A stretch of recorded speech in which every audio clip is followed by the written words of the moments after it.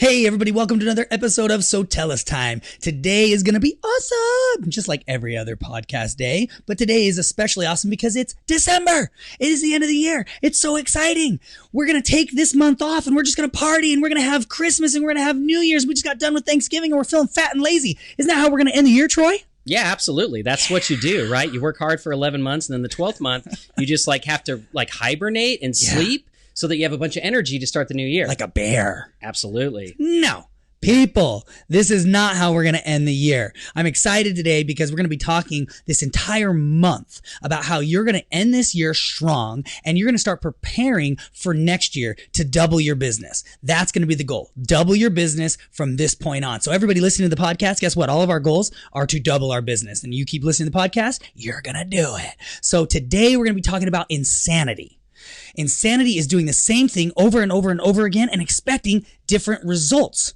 That's just crazy. It's not going to work like that. So today we're going to be discussing the 3 things you need to do this month in order to finish strong and start planning for next month. And then the rest of this month, all the podcasts are going to be all about finishing strong and getting ready for next month. So next week's episode is going to be all about organization. Getting your company organized, getting everything put together. So it's going to be really awesome. Make sure you guys tune in this whole month, every single podcast, because it's really going to help your guys' business end strong and grow for next year. So let's talk about the 3 things that they need to do this month to finish strong and get ready for next year. All right, perfect. So the first thing that you need to do when it comes to, getting ready for next year's marketing is you want to review your current marketing strategies. Yes. Right? So you might be saying, well, wait a minute, the year's not over. Why am I going to review my marketing strategies now? I've got a whole month left. Well, no. Yeah. You need to be planning your marketing for next year right now, which means you got to know what you're doing right now, what's working, what's not working. So what you need to do is you need to sit down and you need to look at all your different marketing channels. Yep. What are you doing online? Maybe it's SEO, maybe it's PPC, whatever it might be, Instagram ads, Facebook ads. Look at what you're doing online and then look at what you're doing offline. Yep. Right. So maybe you're doing print marketing, you're doing flyers, whatever it might be, magazines, what are you doing offline as well? And then the big part of this is what were you able to track? Yes. What results were you able to track from each marketing strategy? Yep. And that's really important because you don't just track hey, marketing overall, right? Oh yeah, overall we did pretty good. I spent this and I got this. Right? Exactly. The problem with that is what you don't realize is maybe your online strategy worked really, really well, but your offline strategy absolutely blew and you lost 10 times your money that you put into the offline. So you're going, well, but overall I made a little bit more money than what I spent. No. If you'd have cut out the offline marketing and doubled down on the online, then you'd had huge profits. So that's why you've got to, look, map out every single one. Yes. And then you need to look at, what results could I get? Because if you can't track it, then should we be doing it, Trevor? Not at all. And dentists, unfortunately, are notorious for this. They do their online marketing. They do their offline marketing. For their offline marketing, they're blanketing the neighbors around them, all the neighborhoods around them with mailers and flyers and all this stuff, but they're not tracking any of it. They can't tell you, well, I spent this much. They can tell you I spent this much, but they can't tell you how much it resulted from that. And so you've got to have a great way to track things. You need to either have some sort of promo code that they have to use when they come in, they either bring the flyer in or if they call in, they have a promo code from that flyer, something like that. And so that is, if you can't track it, you shouldn't be doing it. Absolutely. So that's the key. And now you got to do it right now because you can't create a budget for next year if you don't know what worked this year. Yeah. So again, just reviewing what your current marketing strategies are, where are you spending that money? How are you spending that money? And then how are you tracking it back into the business? Yep. So Trevor, let's move into the second thing, which is now that we're kind of tracking it, what are we doing with that data? Yeah, you got to compile the data and know your numbers. And we've talked about this before. Yes, I know we're like a broken record, but guess what? Knowing your numbers is how you grow. Yes. And you have to know that you're growing. So what did it cost you to get a lead is the first thing you've got to know. What did it cost you to get a lead? Then from there, what was your cost to close that lead? these are all things that people all the time are like, what? Well, I mean, I spent this much. Okay, great. So you spent that much. How many leads came from that? Well, I don't know. You don't know how many leads came from how much you spent? You did this marketing campaign. How many leads came from that marketing campaign? It's so important to know this number. So you know your leads, cost of leads, and then you need to know how much it costs you to close those sales. Because even if you know your leads, but you don't know how many sales you close from those leads, well, then that's terrible. You have to know these numbers. So what was your cost to close the sale? Now, the third thing was, how much did you make on average from a sale? Yes. So a lot of people, they don't know this number either. I mean, unfortunately, a lot of business owners don't know any of these numbers, but you have to know what your profit actually was after your cost of the lead and your cost to close it, and then how much you made after you actually closed that customer and got that sale. You have a profit margin there. You know? Right. And again, the other thing that's important about that is if it's a recurring thing, like maybe it's a customer that, signs up for, something that you're billing them every single month. Yeah. Now you want to know, what is that customer worth to me? Yeah. Right? How long on average am I going to bill that customer so that I know, like, oh man, I only spent $200 to get this guy, but I'm going to make $2,400 off of him over the next 2 years. And that's the greatest thing that we can show people. I love it when we walk in someone's business and we go through these and we map these numbers out, and then we show them. They're like, oh my gosh, it cost me $500 to get this customer. I can't afford to do that. But then we say, wait a minute though. This customer is on average going to stay with you for 3 years. So you're going to make $3,500 off of this. You're going to make $3,500 off of the $500 you spent. You can do that all day long. And sometimes I literally have to say to people, like, if you were to hand me $500 and I turned around and handed you back $3,500, would you do that? And they're like, well, yeah. That's what I'm talking about. That's what knowing your numbers and tracking it and knowing the life cycle of a customer is. That's why these numbers are so important. And sometimes they still don't even get it. They're like, well, yeah, but I mean, I spent $500. Dude, yes, you spent $500, but you got back $3,500 on average. So that's why it's so important to know these different numbers. So, okay, we ran through that really fast. What does it cost you to get a lead? What does it cost you to get a sale? How much do you make off of your sales average? And then life cycle of a customer, meaning how long. So that's how much you make off of them. So if it's like 3 years that you get to keep that customer, or one time, or whatever that is, you need to know these numbers. And then the last thing would be, where did most of your sales come from? If 50% of your leads are coming from, say, Facebook ads. Yep. Then where should 50% or more of your budget be? Exactly. And it tells you where to spend your money. I mean, there's so many different types of marketing and strategies. You need to know which one of those, especially if you're doing multiples, is generating the most money. And hopefully it's multiple streams of revenue. And so you can then put that money there. So what is the third thing that they need to be doing this month to finish strong and then get ready for next month? All right. So this is a really important one, because what it is you've got to plan your budget for next year. And the reason why this is the third one is because if you haven't done, step number 1 and step number 2, it's going to be very hard for you to actually make and plan your budget for next year, right? What you're going to end up doing is you're just going to be like, I spent, $20,000 last year, so I'm going to spend $20,000 this year. That's my marketing budget. Yeah. Right? It's like, come on, that's not a plan. That's just doing what you did last year, right? That's the definition of insanity. Yeah. So we're actually going to plan the next year. We're going to do something different this year than or the next year than what we did this year, so that we get an even better result. Now, last year might have been awesome, right? And you might have been like, dude, we grew by 30%. It was so sweet. Great. So grow by 40% this year. Right. Plan and do better. Okay. So let's talk about, how do you plan your budget for the next year? So what you need to know is, how much are you spending each month on marketing? Mm-hmm. So you need to break out that marketing budget. And like, if you're using QuickBooks or something like that, you can pull a report from like your profits and losses, your P&L, or you can have your accountant pull this report for you, and he can show you exactly what you spent, and he or she can break it out by month. Right? And if they're, depending on how they're doing your books, they can even break it out like by different categories if you have that, if that's how you do your books, right? Yep. So you want to look at it. What am I spending every single month? And it's probably not going to be the same. Yeah. But you got to know what it is on a monthly basis. The next thing you want to look at is, now, what months were the most profitable? What months did I get the most sales in, and did I get the highest, revenue sales, meaning that I got the most profit out of those sales? And what months were the least profitable? Right. For instance, for us, just on our PPC, because you have to have a report for every stream of revenue, every stream of marketing, right?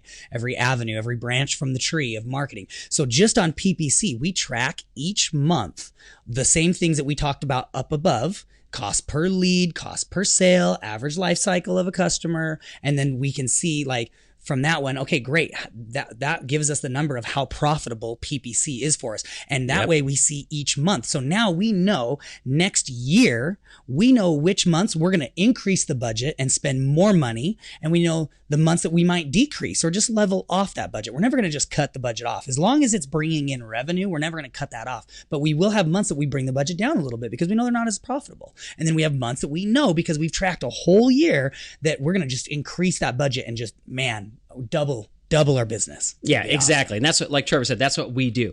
Every single month is broken out, and we're looking at those numbers for every single month. And then we do an average at the end of the year as well. So we know what our average is over 12 months, but every month is an individual month. And your budget may change based on those months. Like Trevor said, you go up, you go down, you never cut it off, but now you know what months you need to double down on. You know what months, like maybe you have a couple of months that are going to be slow. So you know that you really want to double down on your budget the couple of months before that, so that you can generate a bunch of revenue to make it through those slower months. Or depending on the marketing strategies, some strategies will work better in certain months and some in other months. So you may say, okay, well, I'm going to, decrease my online spend during these 3 months because it didn't do as well, but I'm going to increase my offline spend because it did really well during those months. Yeah, exactly. So you need to know also your least profitable months, right? It's like know your most profitable and know your least profitable, because also that's what a great point. Did you do something new or different in that month, and it ended up being a really profitable month, or it ended up being a less profitable month? So that's something to track and look at. And again, the reason you have to track it all year long, guys, is because you need a year's worth of data. And then the next year, you're going to be able to match it up and say, okay, did it do better? Did it do worse? Did something change? And then you do 3 years and 4 years. And the more data that you get behind it, the more predictable this all becomes. Predictable income. This is going to be predictable results. And that's what we want. We want to kind of know this is what we're going to do. And then now if we increase, we're going to do more. Yep. You're absolutely right. That's exactly what you want to do. Because as you track it over time, it's going to be so easy. I remember, I had a model, I created a profit model when I was working for another company, a publicly traded company. And it's like, I predicted, they asked me, they said, all right, here's what we need you to do, Troy. We need you to predict out the next 5 years. Nice. 5 years revenue, customer counts, everything. And I'm like, 5 years? Are you kidding me? Like, most people can't predict out next month. And so, but I, luckily, have been keeping all of this data, right? And I've been tracking it. So it's really easy for me to just go, here's how many sales I'm going to have over the next 5 years. Here's my customer count, what it's going to be. Here's my attrition. And you know what? I ran that model, and we were like, I think it was like 3 years into it, they pulled it up, and I was like, we had, I think, I don't know, tens of thousands of customers. And I was within every single month, I was within like $100 of revenue, and I was within a couple of customer count of customers. Yes. Predicted 5 years in advance. Yeah, years of data. What that does is that'll show you on average your growth. Yes. You might have really big growth one year, a little bit less growth the next year, really big growth, and it goes up and down, but it'll give you an average of growth, which then allows you and helps you to say, okay, on average, I'm going to grow by this much. And then it gets really exciting, because then you get to get creative and say, okay, now instead of growing by 7% or 30% or 100%, sometimes you see 100% in growth, and it's amazing. It's really good, especially for all of our bootstrappers who are just getting started. And it's really an exciting thing to watch. But you can say, okay, how do I tweak this and change this and do little things to get even more growth? Which rolls into the very last and next thing, which is, what are you going to do with your profits at the end of this year? What are you going to do? Are you going to go out and buy a new razor because, you made all this awesome money, you got all this profit, and you want to go out and buy yourself a toy? Or are you going to take that money and are you going to reinvest it for the next year? See, you have to have the extra money to then be able to play with, to say, well, I'm going to increase this here and I'm going to increase this here. And you can feel confident in knowing your numbers and having this average of growth. You can say, okay, on average, I grow by 10% per year. So now I want to try to grow by 12 or 15%. Well, that's going to require a little bit more money, but I'm okay. I'm okay spending this money because I already know I'm probably going to grow by 10%. So I can say, taking this risk doesn't feel so much like a risk. Exactly. No, you're absolutely right. And that's one of the things. And unfortunately, a lot of times when it comes to small business owners, what ends up happening is they go, okay, how much money's left in the bank? Yeah. Awesome. I'm going to take that and I'm going to put it into my personal bank account. Yeah. And I'm going to start out next year with zero. Yeah. Right? Because they're like, I worked really hard. I deserve this. Boom, it's going into my pocket. Which, you know what? You're a business owner. You get to choose what you want to do. Yep. But what you'll notice is that the ones that are really successful, the ones that grow, they've already built out their budget. They know exactly what they're going to spend next year. Yeah. And that's a cost that they've already figured out and put in and taken out of their profits to fund next year's growth. And then, take whatever's left and play with it. Right? Yeah. But you got to be able to know what your number is and set it aside for the next year so that you can rock it. Yeah. Versus going into next year with, basically starting over. Starting over. You're hoping like, oh man, I really hope. And my construction guys are guilty of this. Y'all know you are. You're guilty of this. It's like you go, man, I sure hope that I have another job start up in January. I sure hope. I mean, I was just talking to a good friend of mine who owns a construction company and he's crushing it. But at one point, before we started helping him with all of this and helping him with his market and planning everything out, and he said to me at one point, he goes, man, I don't know any of my numbers. I don't have anything planned like that. I can't even tell you what I'm going to do next month. He's like, I'm swamped this month and I just hope that, man, I'm putting tons of bids out, and I really hope that something comes in. But he had no plan. He had no preparation. He had no numbers. And so unfortunately, our accountants kind of don't help us with this sometimes. Yes. I hear my friends all the time. They're like, man, my accountant called me up and he said, hey, dude, you need to go and buy yourself a new truck, or you need to go buy yourself this razor. You need to go buy yourself this new boat because you got this profit and you're going to pay taxes, man. You don't want to pay taxes. You want to buy that boat or you want to have that toy. And I understand the theory behind it, but let me tell you something. On average, like let's just say you're going to have an extra $80,000 in profit. Well, if you take that extra $80,000 and you keep it in the company, guess what? You're not going to pay $80,000 in taxes. You're going to pay, yes, a percentage of that will be paid in taxes, but it's still going to allow you to keep the money there. So I feel like a lot of these times when I'm talking to these guys, they're like, yeah, my accountant just told me to go out and buy this truck because I need to spend this $50,000. And I'm like, wait a minute, but ask your accountant, if you keep that $50,000 and you just put it in the bank, you keep it in the company, what is the taxes you're going to pay on it? Right. Well, it's going to be a few $1,000s probably. Yeah, even if you pay 25%, right? Yeah. And you pay out, $12,500 in taxes, right? So you paid out $12,500, but you still have over $30,000 left that you could put into marketing. Correct. Because here's the thing. Is that new truck going to bring in new sales next month to start the year off right? No, it's not. No. So you're basically, what you're doing is you're spending 100% of the money. Yes. To get something that's not going to grow your business next year instead of paying the taxes, which maybe, let's say 25%, worst case scenario, hopefully for you, but you still got 75% of that money left in the business to actually grow it. Yeah. So. Exactly. No, exactly. And that's the thing is, and right off the bat, a bunch of our listeners just said, well, yeah, trucks grow my business because with another truck, I can have another crew and I can continue to grow my business. And yes, we understand that. But what we're talking about is just because you have another truck doesn't mean you're going to have more business. You want to use that money to market to have more business. And then guess what? When you have more business, you'll have more money and you can buy another truck. Exactly. It's okay. And that's the thing is people get afraid to pay taxes. And I think they really just use it as an excuse. Honestly, it's like, trust me, there's been times I'm like, no, I just want to buy this toy hauler. Like, no, I just want this new truck. No, I want this boat. Like, no, I want this new razor. And that's fine. If you want to do that, that's fine. It's your business and that's awesome.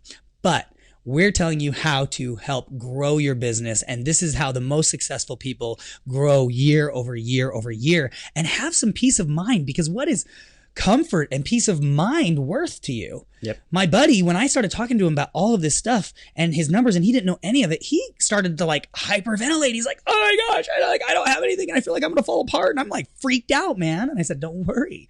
It's really easy to get this stuff in place, but it's peace of mind. And now it's like he is booked out. He's booked out. He's telling people 3 months out. He's booked out. And you know what though? People want him and they want his service. And so it's perfectly fine. And it's great. And his business is growing exponentially. So guys, go back through this podcast. We went over stuff really fast. There was several things that you should be doing, but it's all awesome information. And this is going to be a podcast that is absolutely going to help you finish this month strong, finish this year strong, and prepare for next year. I'm really excited to keep going with this. The month of December is all about finish strong and get ready. That's this month's theme for the podcast of SoTellUs Time. Finish strong and get ready. So we will see you guys next week on the SoTellUs Time. Please share this. Help other business owners hear about the podcast. Take a screenshot of it, share it on your social media. If you don't do social media, tell friends and family about it. They can go to any podcast channel. They can go to YouTube, search SoTellUs or SoTellUs Time, and you're going to see it pop right up anywhere that you're searching, and they can listen to it. They can watch it. We appreciate you guys. We know that you guys are growing, and we're so excited to be able to be a part of your growth and a part of your team. We will see you guys next week on the next SoTellUs Time. Troy, say bye-bye. See you guys later.